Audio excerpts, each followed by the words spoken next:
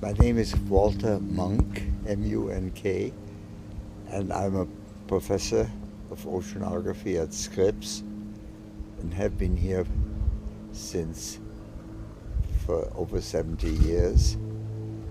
I have a special chair endowed by the Secretary of the Navy and have held that chair for about 30 years. And the first Allied initiative in fighting back was to be an amphibious landing in Northwest Africa.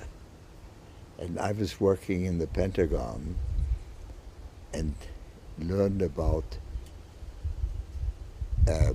practice landings in Carolina being carried out with new kinds of landing craft named LCVPs, landing craft vehicle and personnel, boats that would come into the beach and then drop the bow, and people would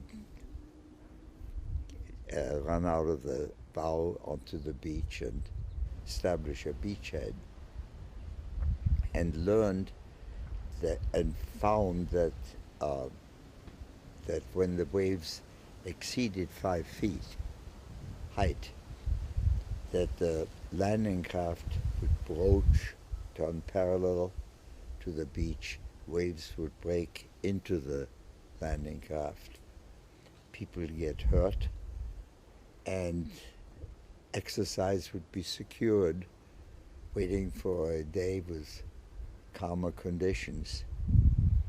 And I went back to find out about typical wave heights in Northwest Africa in winter and found they exceeded 6 feet.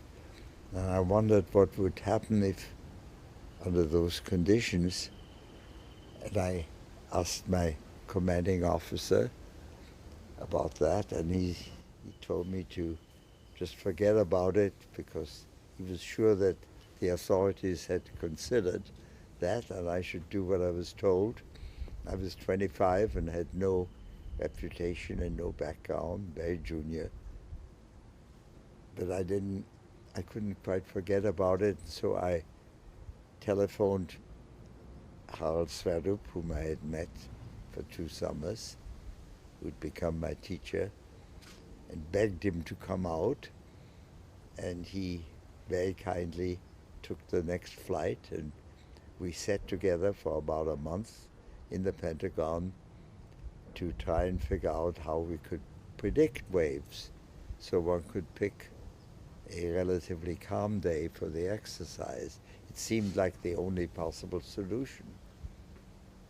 And after a month we were satisfied that this could be done. And Harald Sverdrup had a major reputation in the world. They listened to him, and we were permitted to participate in the planning and